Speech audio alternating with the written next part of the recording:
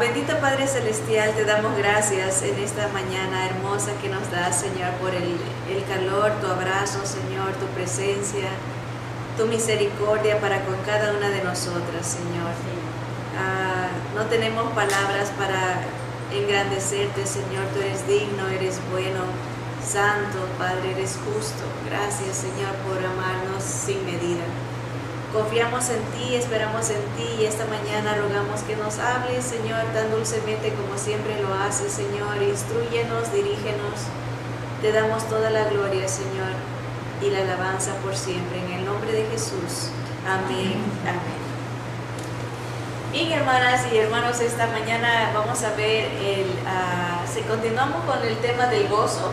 Hemos visto ya 3 razones de estar gozosos: el origen del gozo, la salvación, el hecho de encontrar y ver la presencia de Dios, su propósito, su poder, su plan en nuestra vida causa gozo. Cuando uno lo descubre a Él en las cosas más mínimas, nos hace reír. Yo les comentaba hace ratito el hecho de encontrar un lugar donde vivir y que la calle en inglés es la calle Joy, y para nosotros es de gozo, ¿verdad? Y cuando yo veo la calle, me dio risa porque dije, Señor, qué exacto eres, cómo mandas en las cositas pequeñas encontrar a Dios. Nos hace reír, nos hace gozar de ver su sentido del humor, su cariño, su gracia.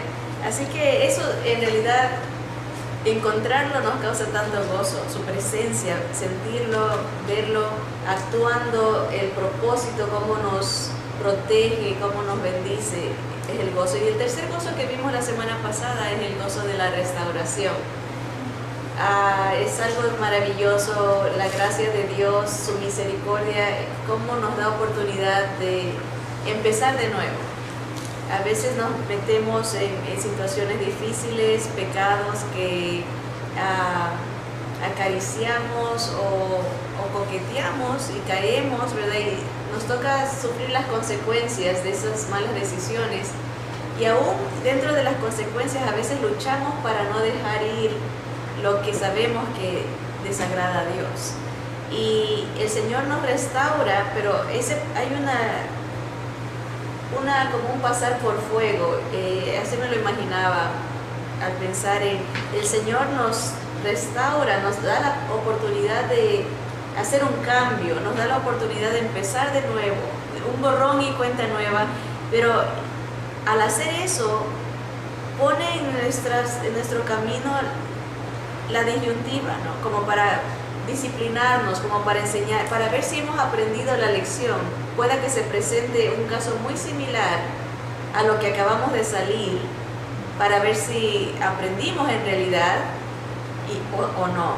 Entonces, aunque hay ese gozo de restauración, tenemos que siempre analizar que el permanecer, y eso vamos a ver hoy, el hecho de permanecer en el gozo, en ese gozo permanente es lo más importante, no perder la disyuntiva. A veces estamos gozosos de que nos ha restaurado y más tardamos en alegrarnos que volver a caer en el mismo error, en el mismo pecado, la misma desobediencia y sufrir otra vez las consecuencias. Entonces, ya una vez restaurados, tenemos el gozo de la restauración.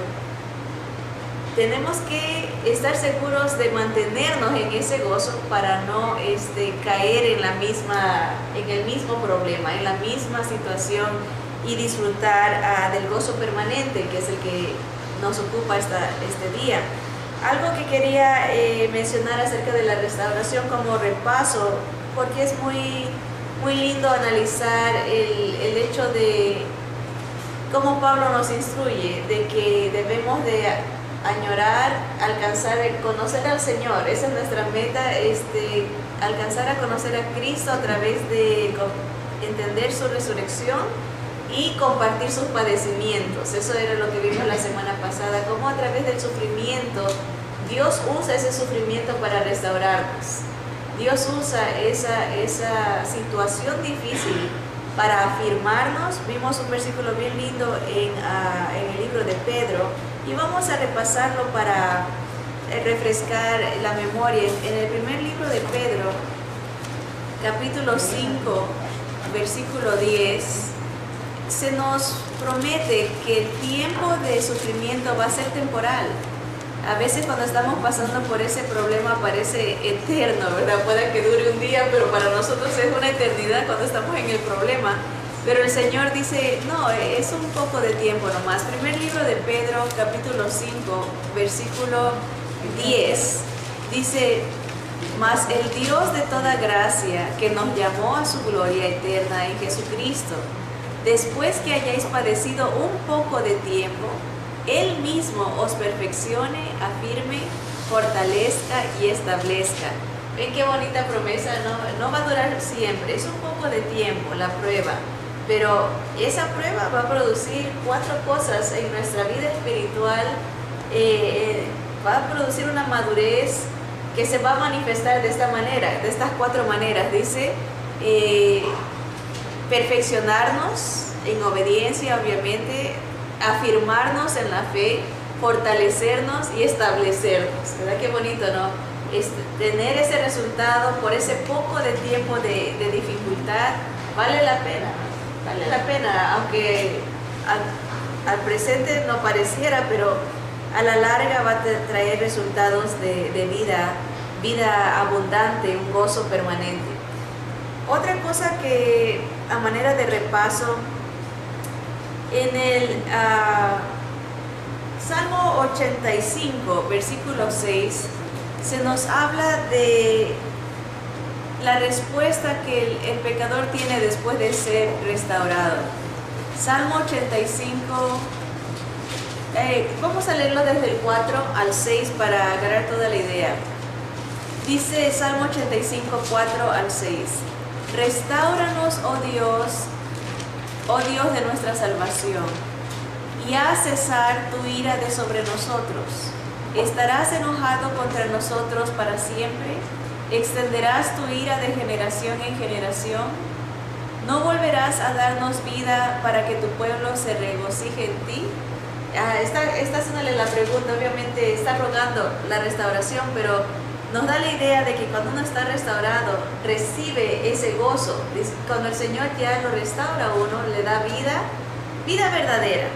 Porque una cosa que hay que hacer diferencia es de que a veces queremos, no siempre lo bueno significa que va a ser fácil, ¿verdad? A veces queremos una vida fácil y decimos, oh, eso es bueno, pero lo fácil no siempre es bueno. A veces lo duro es lo que conviene, porque eso es lo que nos afirma, nos establece, nos perfecciona espiritualmente. Y aquí el salmista dice, danos esa vida. Cuando viene la vida que Dios da, la vida verdadera, hay gozo. Ahí está la restauración. A veces la gente quiere una vida fácil, pero no está restaurada, está viviendo sin el verdadero gozo. Es una felicidad temporal, pero no permanente. Así que bonito entender el propósito de Dios a través de las dificultades, y ver su restauración obviamente es mucho más de bendición. Ahora vámonos al libro de Juan capítulo 15, y vamos a empezar el 4.º punto del gozo. Acuérdense que vamos a estar viendo 5. Hoy nos toca el 4, que es el gozo que perdura. Y vamos a ver cómo podemos tener este gozo que perdura. Vamos a leer, la lectura está en Juan capítulo 15, versículos del 1 al 17. Dice el Señor Jesús: Yo soy la vid verdadera y mi Padre es el labrador. Todo pámpano que en mí no lleva fruto, lo quitará. Y todo aquel que lleva fruto, lo limpiará para que lleve más fruto. Ya vosotros estáis limpios por la palabra que os he hablado. Permaneced en mí y yo en vosotros.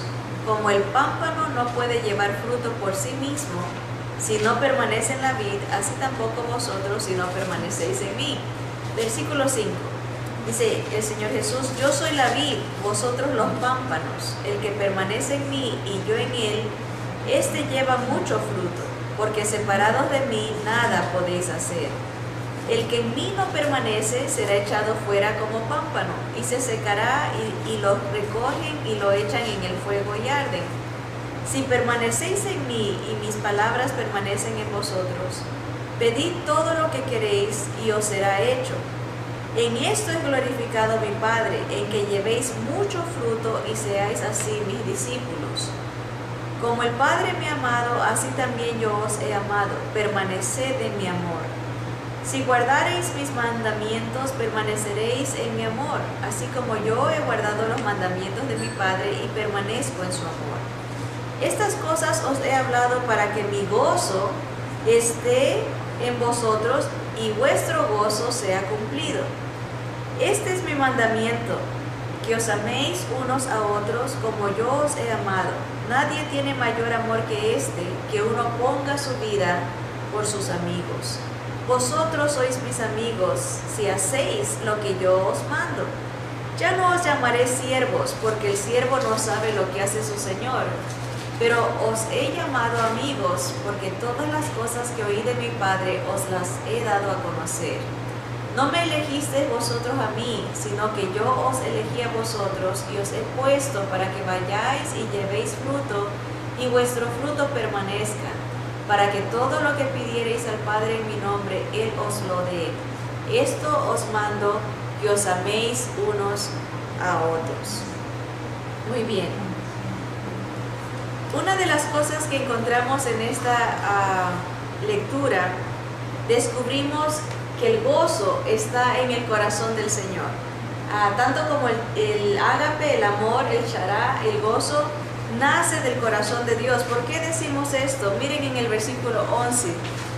Dice, estas cosas os he hablado para que mi gozo esté en vosotros y vuestro gozo sea cumplido. El gozo del Señor, Él quiere que su gozo, no el del mundo, el gozo de Dios sea cumplido en nosotros. Y vamos a ver cómo se cumple, porque todos queremos tener el gozo del Señor, ¿verdad? Pero ¿cómo llegamos a tenerlo?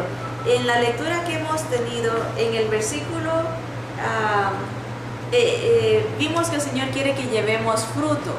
Ese es el versículo 8 lo dice, en esto es glorificado mi Padre, en que llevéis mucho fruto y seáis así mis discípulos. Vemos que el gozo va a venir como resultado de ser productivos. Pero ¿cómo podemos ser productivos? Vamos a ir conectando como detectives una cosa. Queremos el gozo viene por producir fruto, pero ¿cómo se produce eso? Obviamente permaneciendo en el Señor. Miren el versículo 7, si permanecéis en mí y mis palabras permanecen en vosotros, pedid todo lo que queréis y os será hecho. Hay un requisito para tener el gozo, es permanecer en el Señor, permanecer en su palabra. Esas son dos cosas claves para poder estar en el gozo del Señor. Permanecer en Jesús. Miren en el versículo del 4 y 5, permaneced en mí, dice Jesús, eso está diciendo, y yo en vosotros, como el pámpano no puede llevar fruto por sí mismo si no permanece en la vid, así tampoco vosotros si no permanecéis en mí. Yo soy la vid, dice Jesús, vosotros los pámpanos. El que permanece en mí y yo en él, este lleva mucho fruto, porque separados de mí nada podéis hacer. Me encanta la sencillez del Señor y práctico, ¿verdad? Nos hace la idea de una vid, de un arbolito, ¿no? Si uno arranca una fruta, esa fruta ya no va a producir más fruto, ¿verdad? Tiene que estar pegada a la rama para poderse, en el caso de las uvas específicamente, ¿verdad? Uno puede sacar un fruto, ¿verdad? Pero si deja el pámpano es todo el racimo, ¿verdad? El racimo tiene que estar conectado a la rama para poder dar uvas y muchas, ¿verdad? Y eso dice el Señor, yo soy la vid, yo soy la fuente de la nutrición, de la satisfacción, yo soy la vida, es lo que está diciendo. Si te arrancas de mí, no vas a producir fruto. no tiene nada que ver con condenación ni salvación. Está hablando de la vida permanente aquí, cómo uno se desenvuelve. Si uno no está con el Señor, no tiene vida abundante. Tiene vida física, puede que tenga vida eterna, pero no disfruta de una vida en plenitud, a plenitud, ¿verdad? Y el Señor dice, yo quiero que mi gozo sea cumplido en ustedes, que sea un gozo completo, que nace de mí, nace de mi corazón, pero para que tengan ese gozo tienen que permanecer en mí, permanecer en mi palabra, ¿verdad? Para que eso se lleve a cabo y tengan mucho fruto. Desde el versículo 3 hicimos algo a la inversa, empezamos de atrás para adelante, vamos retrocediendo. En el versículo 3 dice el Señor Jesús, ya vosotros estáis limpios por la palabra que os he hablado, ¿verdad? Otra vez el énfasis en la palabra de Dios, cómo se obtiene ese gozo, esa limpieza espiritual y cómo uno se puede mantener en ella, es permaneciendo en el Señor. Dice quería leerles esto, dice, el Señor es el poseedor y el dador del gozo verdadero. Podemos experimentar momentos de felicidad de otras maneras, pero el gozo fluye solamente de Cristo. En estos versículos, Cristo nos enseña cómo tomar de su reserva de gozo hasta llenarnos. Él quiere que demos mucho fruto, ¿verdad? Dice, permaneced en mí. La palabra griega que se traduce permanecer es meno, así 4 letras, meno, que significa morar, permanecer, vivir. O sea, no es un momento de que, te visito los domingos. Hay mucha gente que cree así, voy a ver a Dios, a escuchar de Dios el domingo. No, eso es una visita. Dios quiere una vivencia, una permanencia, ¿verdad? Es como ir a visitar a una casa de un familiar. Uno no está ahí menos, no vive, sino que hay visita. Disfruta un ratito. Hay gente que quiere hacer eso con Dios, ir un ratito y disfrutar de Él un ratito y ya, pero eso no es permanecer. Y el Señor dice, para tener gozo tienes que permanecer, tienes que vivir en mí, tienes que morar, disfrutar de la presencia del Señor a cada momento, todos los días, ¿verdad? Una manera de entender esa permanencia es viendo la historia de Ruth con su suegra, ¿verdad? ¿Se acuerdan que ella quiso quedarse con ella? Dijo, tu Dios va a ser mi Dios, no sé qué nos espera, pero yo me quedo contigo. Fue una determinación, ¿verdad? La suegra ya anciana le decía, ándate, busca, a lo mejor encuentra un marido, no alguien que no la estaba dejando ir, aún viendo que ella podía ser de mucha ayuda para ella, era más joven, ¿verdad? Podía trabajar para ayudarla, pero en ese caso Noemí fue bien abierta, buscó el beneficio de ella, le dijo, anda, no tienes que quedarte conmigo, pero Ruth dijo, no, yo me quedo contigo.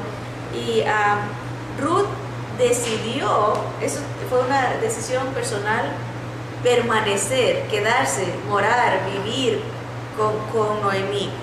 No tenía idea de cuál sería su futuro, simplemente sabía que ellas dos tenían que estar juntas. Al permanecer en Cristo, nuestra determinación y nuestra actitud deben ser similares a las de Ruth. Permanecer con Cristo significa aferrarnos a Él, ¿verdad? No te dejo ir, ¿verdad? Me quedo contigo. Negarnos a ser apartados bajo la presión, nunca permitir que las pérdidas nos hagan abandonarlo, ¿verdad? A veces analicemos tal vez alguna circunstancia en su vida, todas estamos pasando diferentes situaciones, presiones, pero hay veces presiones en la vida que nos impulsan a querer dejar el permanecer en el Señor, ¿verdad? Puede ser una negociación, puede ser una relación con alguien, puede ser una actitud que nos está empujando a apartarnos, separarnos del Señor, no en un abandono de reniego, como decir, ya me aparto de los caminos del Señor, no en ese sentido, pero en el hecho de no disfrutar de la presencia de Él, el hecho de separarnos a lo mejor en una frialdad, hay peligro, Y eso es cuando uno determina y dice, no, yo no voy a dejar que nada, ninguna presión. ¿Han notado ustedes que, por ejemplo, cuando uno quiere leer la Biblia o hasta orar, alguien llama por teléfono, ¿verdad? Nos acordamos que el físico, el cuerpo nos empieza a hacer barrera, que tenemos hambre, que nos da sueño, ¿verdad? Que nos dan ganas de ir al baño, ¿verdad? Que nos acordamos que no hemos pagado algo, que tenemos, todo viene a la mente, es presión para no permanecer en el Señor, es una opresión para no morar y vivir, aferrarse a Él. Y entonces ya viene la lucha. El Señor no nos va a obligar, pero Él dice, ¿quieres mi gozo? Permanece en mí. ¿Quieres llevar fruto? Permanece en mí. Tú escoge, ¿verdad? ¿A dónde te vas a ir? Me voy a la presión, y uno a veces cae y dice, bueno, ahorita que acabe esto, ¿verdad? No todo eso, ahorita me va a tomar unos 10 minutos, ahorita que acabe esto. Se acaba eso y sale otra cosa. Y a la larga uno termina diciendo, ya no alcancé a orar, ya no alcancé a leer. ¿Por qué? Porque le dio prioridad, no se aferró al permanecer al Señor, no se aferró al morar en Él. Entonces no hay fruto, va uno a notar que se encuentra frustrado, amargado. ¿Por qué? Porque rechazó el gozo permanente que viene de estar permaneciendo en el Señor, ¿verdad? Y todos hemos caído en eso, y es una lucha a diario.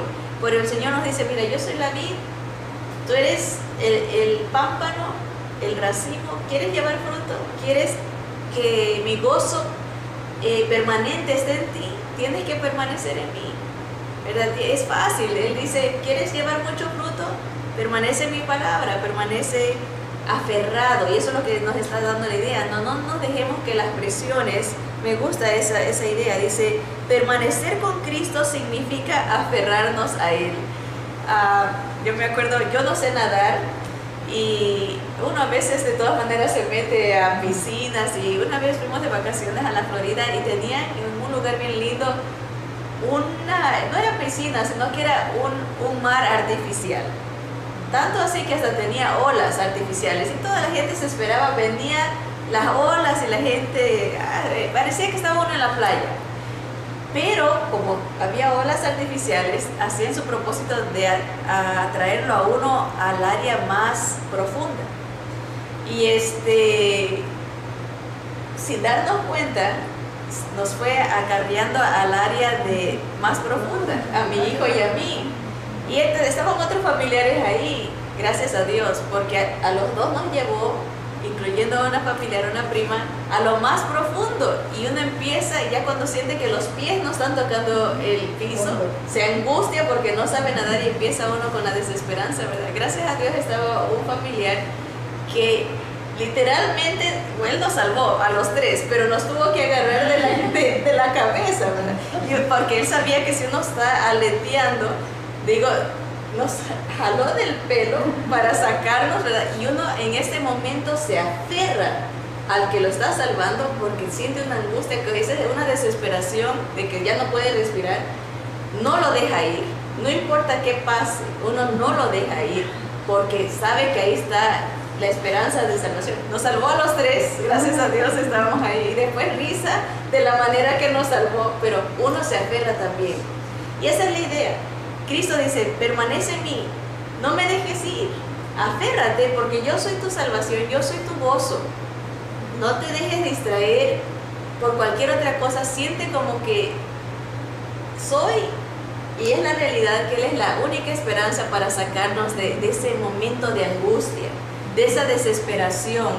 Él nos saca, pero uno tiene que hacer su parte, agarrarse del Señor, ¿verdad? Sostenerse de Él. Vamos a leer el famoso versículo de Gálatas 2:20. Dice, ya no vivo yo, ¿verdad?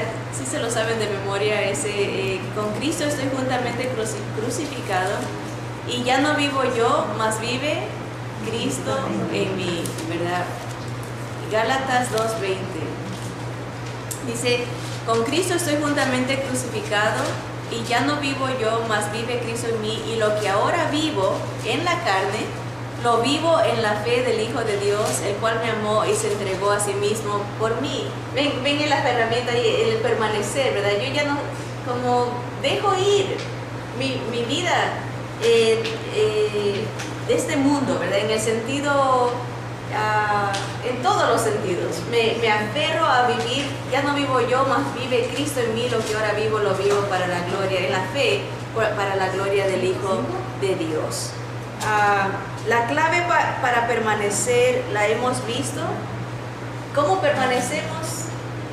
En la palabra del Señor, en esa confianza, en esa dependencia. Creo en las promesas, confío en Él no falla, Él es inmutable, no cambia.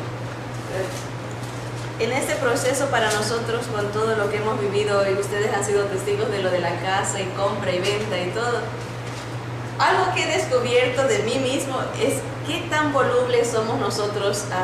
Cambiamos de un día para otro, de un momento a otro. Uno dice, no, ya no quiero esto, y al ratito si alguien le dice, no, mira, haz esto, oh sí, mejor sí. Y uno dice, definitivamente no me voy a dejar convencer. Y viene otra persona y, ¿por qué no haces esto? Oh, sí, cierto, tienes razón. Y somos así, pero el Señor no es así. Él nos promete algo y Él lo cumple, ¿verdad? Él dice, Él no cambia, Él vela por nosotros. Y digo, gracias a Dios que nada de los beneficios depende de nosotros. Él es su gracia, ¿verdad? Gloria a Dios que es permanente. Él es fiel, ¿verdad? Aunque uno sea infiel. Y esta permanencia que nosotros en la palabra debe de darnos una garantía, decir, Dios nunca cambia, ¿verdad? ¿Cómo puedo traicionarlo, verdad? ¿Cómo no aferrarme a sus promesas? ¿Cómo no aferrarme y tener ese gozo que Él promete si Él es tan perfecto en todos sus caminos, ¿verdad?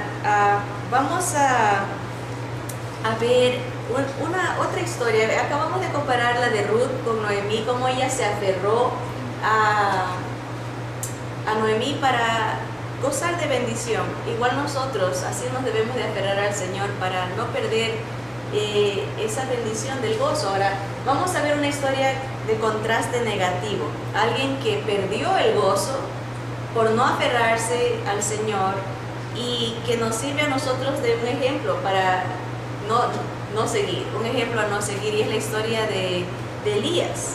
Elías fue un hombre, un profeta de Dios, que le tocó ver milagros, portentos grandes, ¿verdad? Él solito, ¿se acuerdan que en Primera de Reyes, vamos a ver en el capítulo 17, para leerlo directo de la palabra? Yo se los puedo contar y resumir, pero muchas veces, mucho mejor leerlo directo y sacar las verdades directo de la palabra del Señor. Primer libro de Reyes, capítulo 17, en el versículo del 1 al 6 vemos el preludio a la historia que vamos a estudiar. Dice el versículo 1 de Primera de Reyes, capítulo 17: Entonces Elías Tisbita, que era de los moradores de Galaad, dijo a Acab, al rey: Vive Jehová Dios de Israel, en cuya presencia estoy, que no habrá lluvia ni rocío en estos años, sino por mi palabra.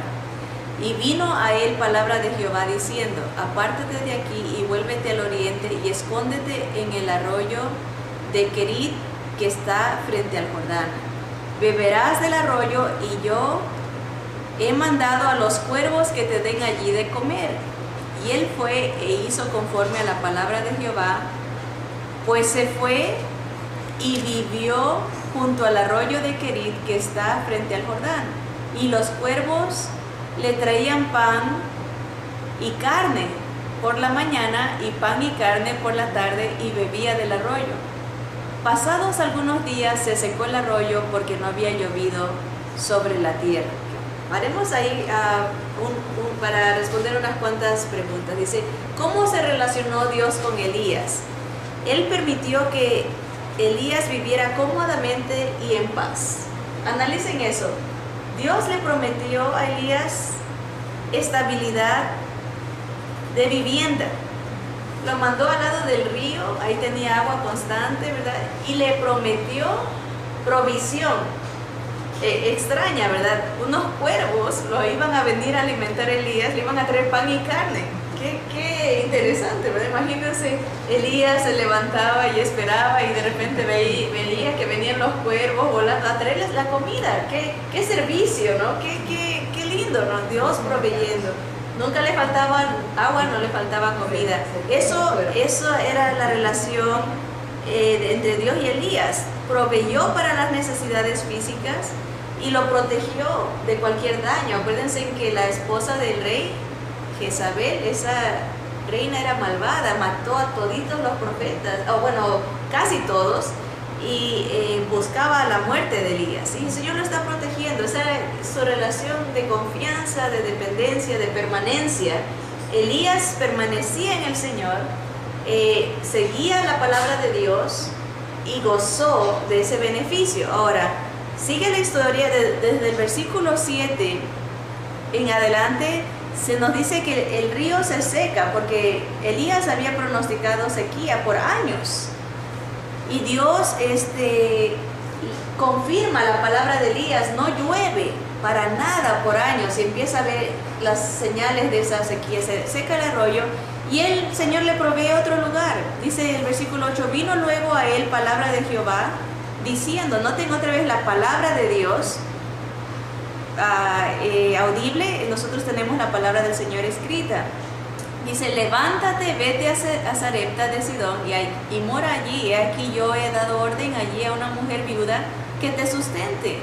Entonces él se levantó y se fue a Sarepta, y cuando llegó a la puerta de la ciudad, he aquí una mujer viuda que estaba allí recogiendo leña, y él la llamó y le dijo, te ruego que me traigas un poco de agua en un vaso para que beba. Aquí se va a dar un milagro. Ella ya tiene su última masita y él le dice, dámela a mí. Y ella dice, es lo único que me queda para ya después de eso morir. Me voy a morir, mi hijo y yo vamos a morir. Y él le dice, dámela.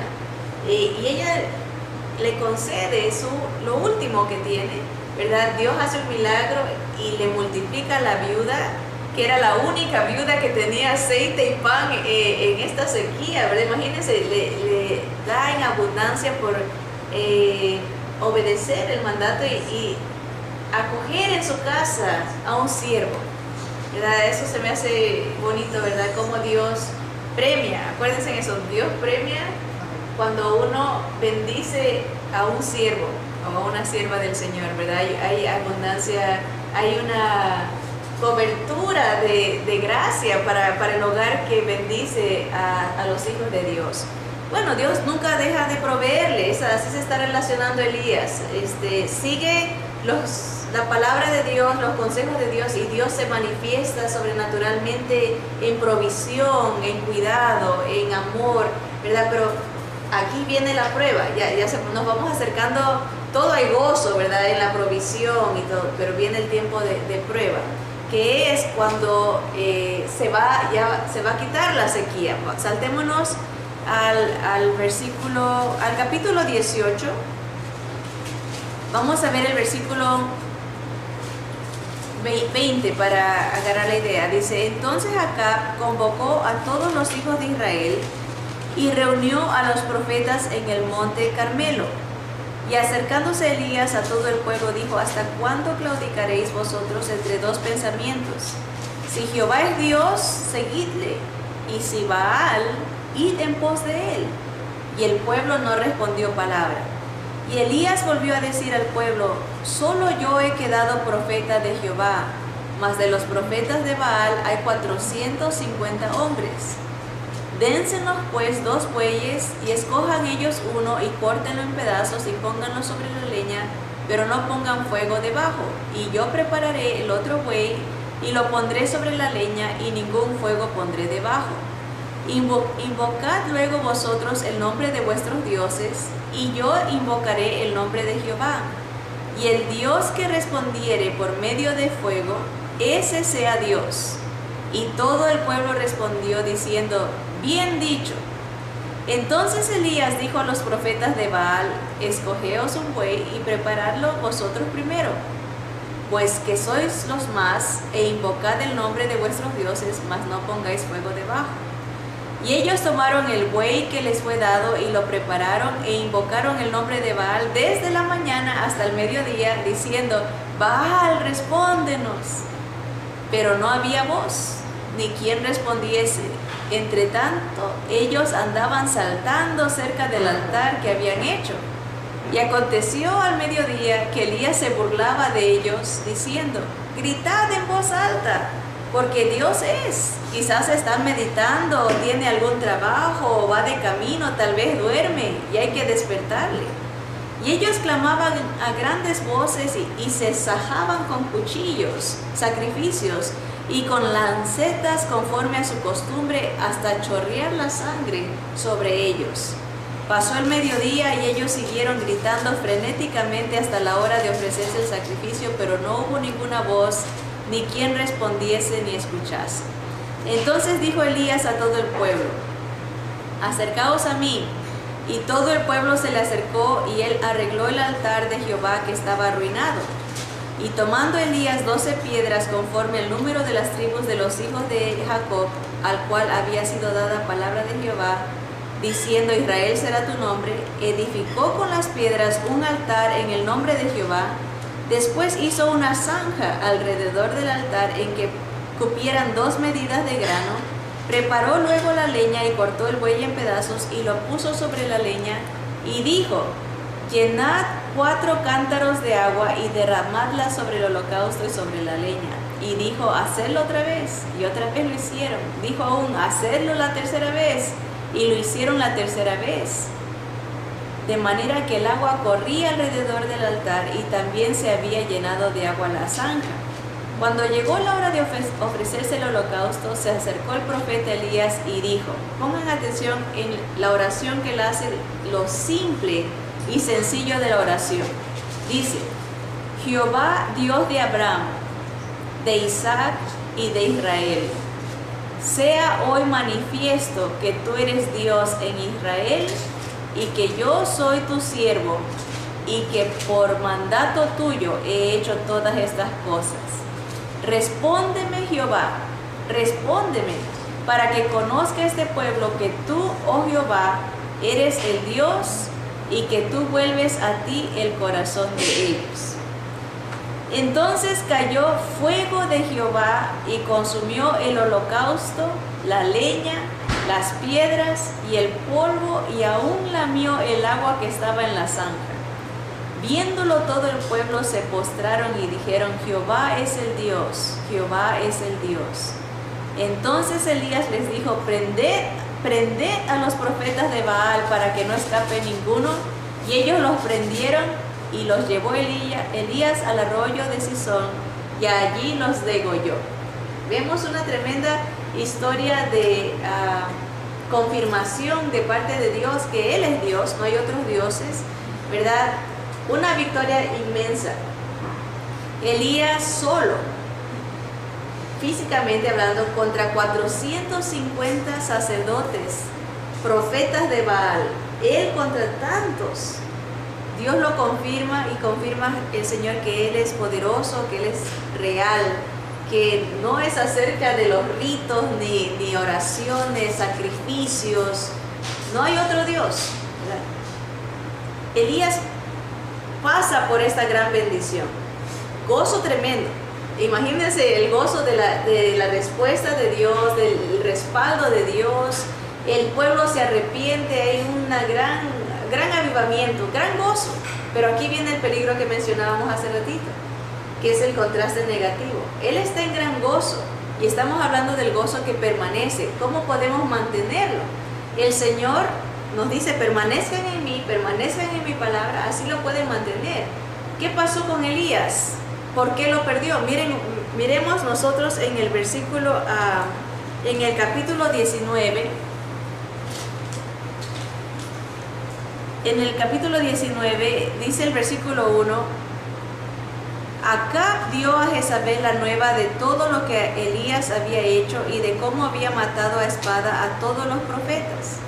Entonces envió Jezabel a Elías un mensajero diciendo: así me hagan los dioses y aún me añadan, si mañana a estas horas yo no he puesto tu persona como la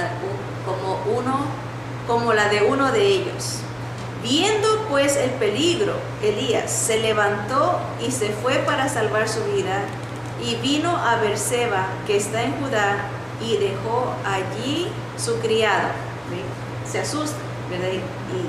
Porque está viendo el peligro, no está viendo a Dios, no está viendo la provisión que Dios le había hecho, no está viendo la fidelidad de Dios. Dios no le había fallado, pero se está enfocando en lo físico, está viendo el peligro y toma un paso errado. Miren en el versículo 4, dice: y él se fue por el desierto un día de camino, y vino y se sentó debajo de un enebro, y deseando morirse, dijo: basta ya, oh Jehová, quítame la vida, pues no soy yo mejor que mis padres. Y echándose debajo del enebro, se quedó dormido. Y he aquí, luego un ángel le tocó y le dijo: levántate y come. ¿Qué?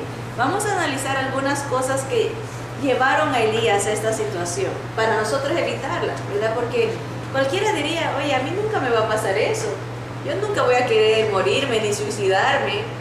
Pero si a un profeta de Dios, después de una tremenda victoria, llega a este estado emocional, nosotros no somos nadie para creer que nunca vamos a llegar a estar en una situación así. No por nada, pero hay veces situaciones mucho menos críticas que la que está pasando Elías, y uno siente que a lo mejor ya no hay objetivo para seguir adelante. A veces se pierde el sabor del gozo, ¿verdad? De aún de vivir, ¿verdad? Uno se siente como mucha aflicción, mucha angustia, mucho dolor. ¿Ya para qué? Como que se quiere rendir uno, y sí puede pasar. Vamos a ver por qué.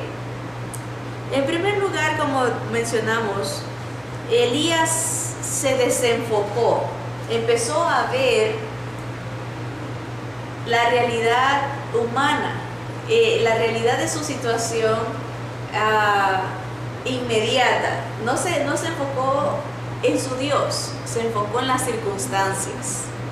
Y eso es bonito analizarlo despacito, porque es profundo, aunque suena muy fácil de decir, es muy profundo. A veces nos enfocamos en las circunstancias y no en nuestro Dios, y queremos permanecer en Cristo, aferrarnos a nuestro Dios, que no falla, que nos respalda, que nos confirma delante del mundo, ¿verdad? No perdamos el desenfoque. Él se enfocó en el temor, se enfocó en la autosuficiencia, porque él está perdiendo el enfoque, está diciendo: yo me voy a salvar, tengo que huir, tengo que encontrar un lugar, yo lo tengo que encontrar. Ven ahí su autosuficiencia. Yo voy a dar la solución a este problema, tengo que huir, esa es la solución. También se enfoca en la depresión, la ansiedad, ¿verdad? En el reclamo. Cuando nos enfocamos de esa manera, más dándole importancia a lo emocional que a lo espiritual, vamos camino a renegar, como Elías lo hizo. Cuando nos estamos desenfocando de las cosas espirituales a las cosas visibles, físicas, materiales, emocionales, ¿verdad? Mucho cuidado. Eso es una alerta roja, es como una señal de un pare, ¿verdad? Cuidado, alerta. Ya vas camino de mal en peor cuando te estás desenfocando y dejando al Señor y viendo la circunstancia y no creyendo en el Señor. El Señor ya le había dicho, aquí miren en el capítulo 19, después de que el ángel lo restaura un poco, dice el versículo 7, y volviendo el ángel de Jehová, muchos creen que es una aparición de Jesús en el Antiguo Testamento. Jesús mismo se le aparece a Elías y regresa y le dice, lo toca y le dice: levántate, come. porque largo camino te resta, ¿verdad? Se levantó pues y comió y bebió, y fortalecido con aquella comida, caminó 40 días y 40 noches hasta Horeb, el monte de Dios. Ahí va a tener un encuentro con el Señor.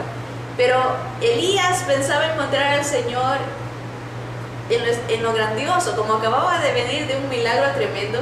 Está esperando ver a Dios en el fuego, quiere verlo en un torbellino, quiere ver la manifestación de una manera escandalosa de Dios, pero Dios no le habla así. Dios le habla a través de un silbido, algo suavecito. Vamos a leer eso para que analicemos en nuestra vida. A veces queremos ver algo grandioso, una manifestación de Dios, y así no se va a manifestar. Miren el versículo 9 en adelante. Dice: en el monte de Horeb, Elías se mete en una cueva, donde pasó la noche, y vino a él palabra de Jehová, el cual le dijo: ¿qué haces aquí, Elías? El Señor dice: yo tenía un propósito para ti, estás metido en una cueva, ¿qué pasó? Como cerré los ojos y te me fuiste por otro lado, ¿verdad? Y dice, Elías le responde, aquí viene el reclamo, dice: he sentido un vivo celo por Jehová, Dios de los ejércitos, porque los hijos de Israel han dejado tu pacto, han derribado tus altares y han matado a espada a tus profetas, y solo yo he quedado, y me buscan para quitarme la vida.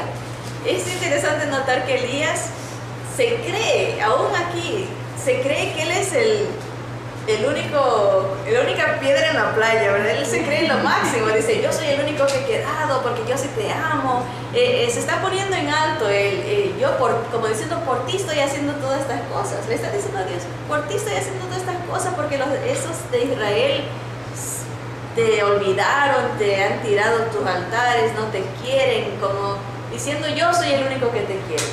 Y ahí podemos ver un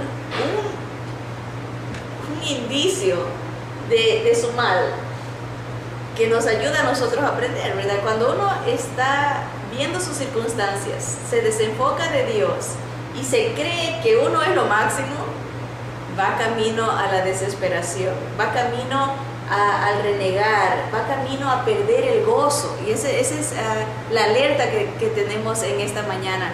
Miren, sigue, el Señor le contesta tranquilo, como siempre, el Señor bajo control. El versículo 11. El Señor le dijo: sal fuera, sal de la cueva y ponte en el monte delante de Jehová. Y he aquí a Jehová que pasaba, y un grande y poderoso viento que rompía los montes, quebraba las peñas delante de Jehová, pero Jehová no estaba en el viento. Y tras el viento un terremoto, pero Jehová no estaba en el terremoto. Y tras el terremoto un fuego, pero Jehová no estaba en el fuego. Y tras el fuego un silbo apacible y delicado. Y cuando lo oyó Elías, cubrió su rostro con su manto y salió y se puso a la puerta de la cueva. Y he aquí vino a él una voz diciendo: ¿qué haces aquí, Elías? Él respondió otra vez lo mismo: he sentido un vivo celo por Jehová, Dios de los ejércitos, porque los hijos de Israel han dejado tu pacto, han derribado tus altares y han matado a espada a tus profetas, y solo yo he quedado, y me buscan para quitarme la vida. Y le dijo Jehová: ve, vuélvete por tu camino por el desierto de Damasco, y llegarás y ungirás a Hazael por rey de Siria, y Jehú hijo de Nimsi ungirás por rey sobre Israel, y a Eliseo hijo de Safat de Abel Mehola ungirás para que sea profeta en tu lugar. Y el que escapare de la espada de Hazael, Jehú lo matará, y el que escapare de la espada de Jehú, Eliseo lo matará. Y yo haré que queden en Israel 7,000 cuyas rodillas no se doblaron ante Baal y cuyas bocas no lo besaron. El Señor restaura a Elías, le da instrucciones para que regrese al camino original que Dios tenía, el plan original que tenía para él. Pero vemos en esta historia que el Señor no se manifestó, lo dejó ver su poder. Un torbellino que tumbaba las peñas, las rocas se caían, ¿verdad? Nosotros leemos, pero usemos nuestra imaginación. Él está en la cueva, se empiezan a caer los montes ahí. Dios no estaba ahí. Un tremendo terremoto, ¿verdad? Dios no está ahí. Un fuego que Elías vio, Dios no estaba ahí. Estuvo en lo simple y sencillo, en lo dulce, en lo más palpable, lo más factible para uno, ¿verdad? Y eso es importante, hermanas. Cuando estemos pasando por pruebas, no esperemos un cambio, un milagro así, manifestación tremenda. Veamos el poder del Señor en esos silbidos, en esas sugerencias de cambio. Haz este cambio, haz esto mejor de esta manera. ¿Qué estás haciendo aquí? Regresa, enfócate, mírame a mí.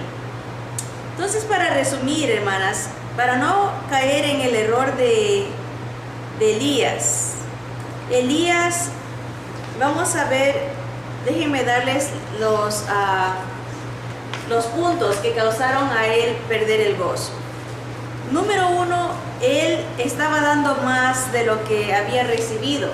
Había acabado de hacer un milagro con el poder de Dios, obviamente. El milagro no lo hizo él, sino que fue un conducto. Él fue el conducto para que se haga un avivamiento tremendo en Israel.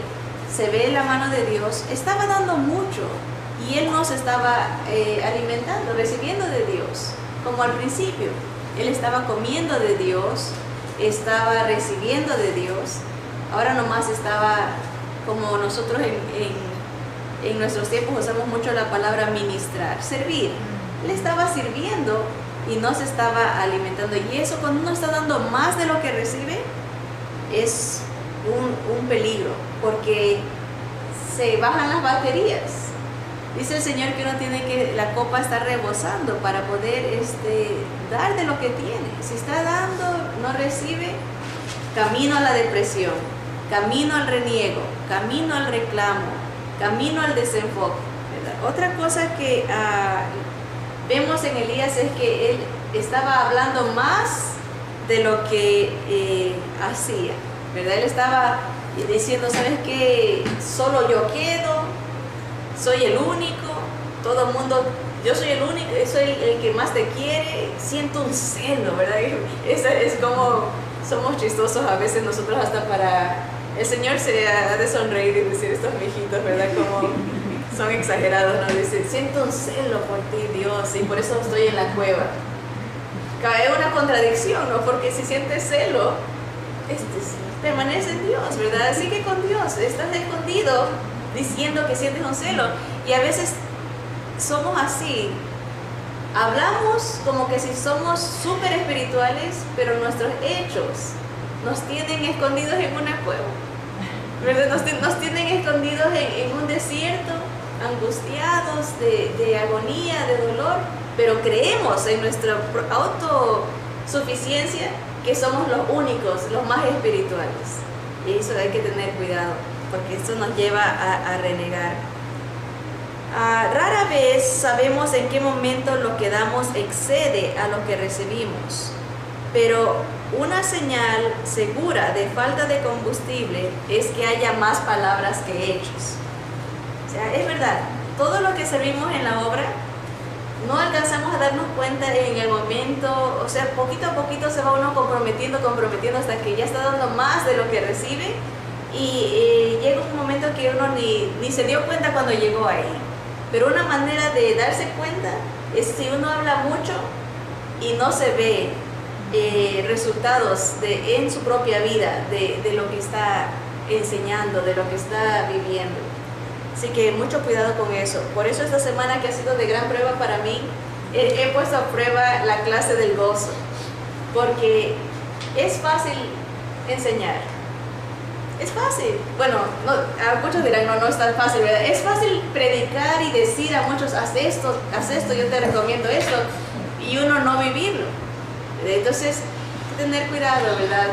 Cuando nuestras palabras están más que nuestros hechos, es una señal de que vamos camino a perder el gozo y no estamos permaneciendo en el Señor ni en su palabra.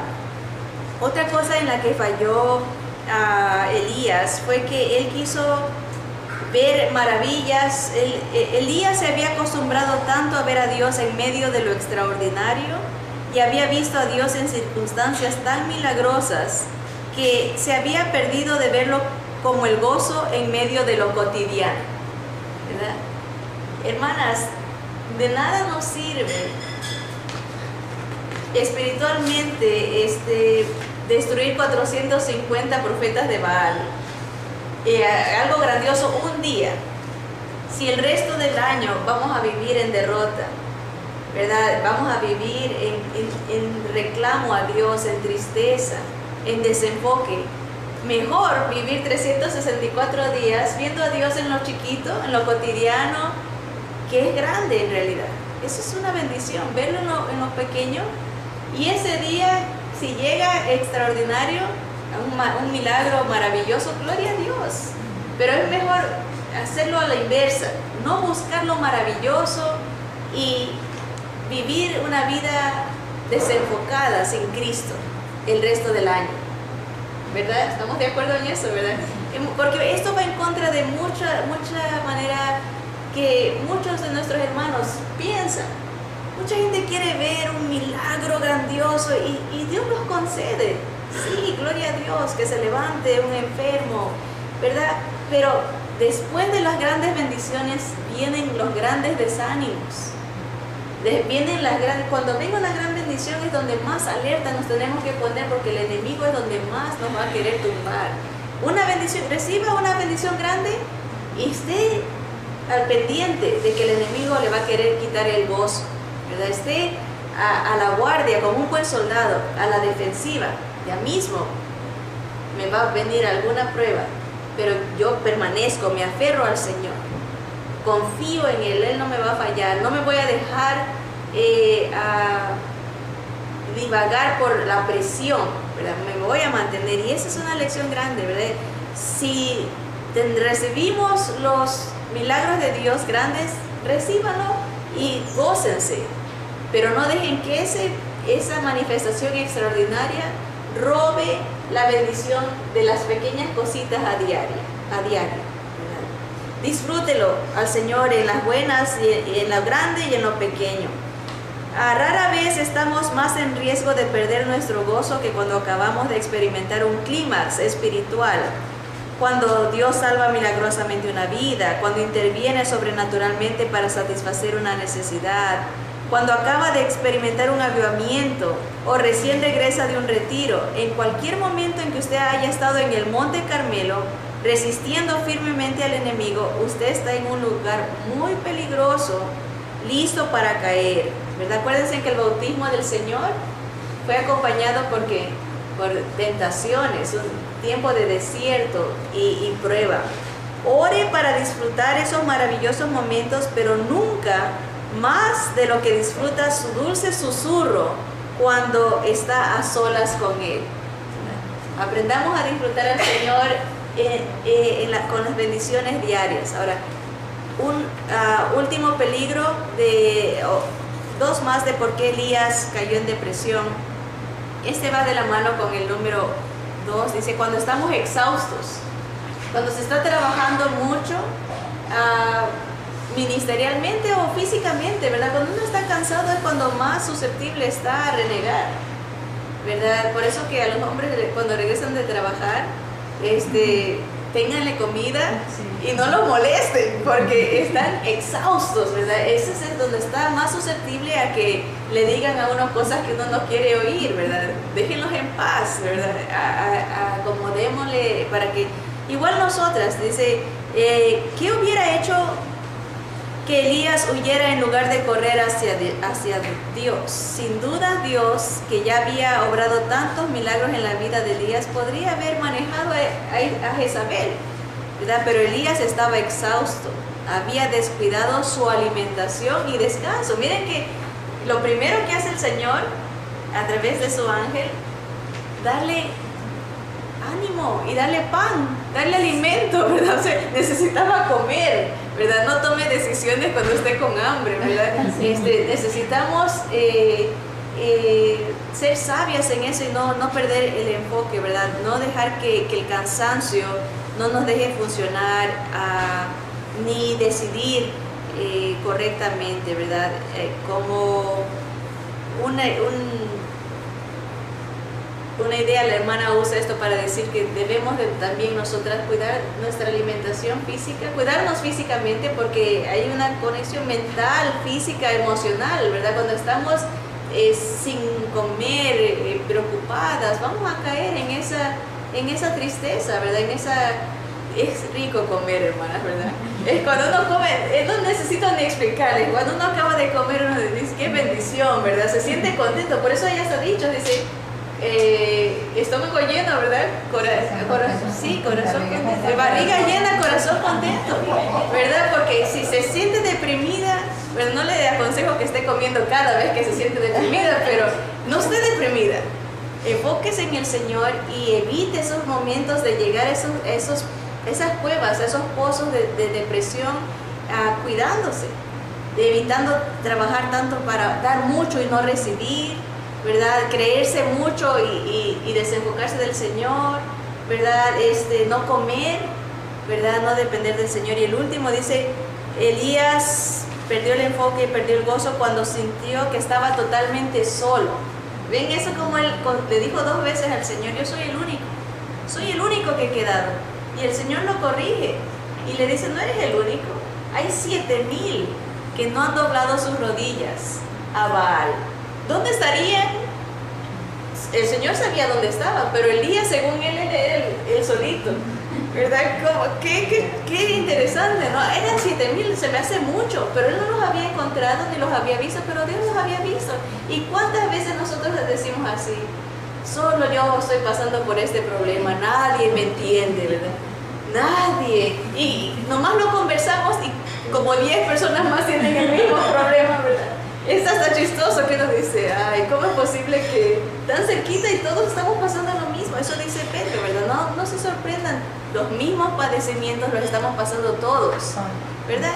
De alguna manera u otra, con los hijos, en pareja, ¿verdad? En nuestras propias vidas, nuestras luchas personales, la misma historia, ¿verdad? Entonces, no se crea que está sola, ni se queje, como lo hacía Elías, soy el único, Señor. No, dice el Señor, hay 7,000, no te creas tanto, no te subas tanto, ¿verdad? Dice, Elías él sentía, era algo emocional, sentía como si fuera el único que quedaba para defender a Dios. Pero comparativamente no podía quejarse. Todos los demás profetas de Dios estaban enterrados en cuanto a profetas. En su crecimiento en Cristo, tenga cuidado cuando se sienta que está solo y que nadie más desea servir o amar a Dios como usted. El hecho de que alguien no comparta nuestra causa o nuestras pasiones personales no significa que seamos especiales. Cuando nos consideramos la única persona espiritual que conocemos, estamos listos para caer. Como una advertencia tremenda, ¿verdad? Y todos hemos pasado por esa tentación de creer que en nuestra familia, en nuestra iglesia, dependiendo las circunstancias, ¿verdad? En nuestra iglesia es tan grande, pero también hay ministerios chiquitos. A lo mejor pueda que pase el pensamiento, no, de los poquitos que somos, yo soy el mejor, ¿verdad? Soy el único que ama a Dios, ¿verdad? Nadie es como yo, ¿verdad? Cuidado, va camino a perder su gozo, porque ¿saben por qué? Porque uno se empieza a amargar, creyendo que está solo y criticando a los demás. Perdió el enfoque, se empieza a enfocar en la gente en lugar de su relación con Dios, ¿verdad? Y eso es peligro.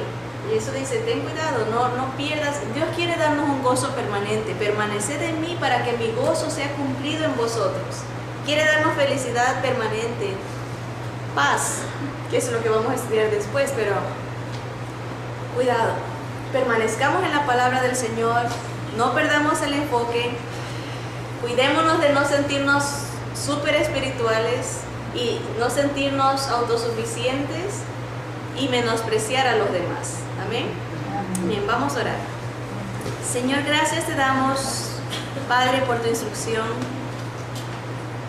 Señor, gracias por lo práctico de de la enseñanza, Señor, y lo simple de tus palabras, Señor.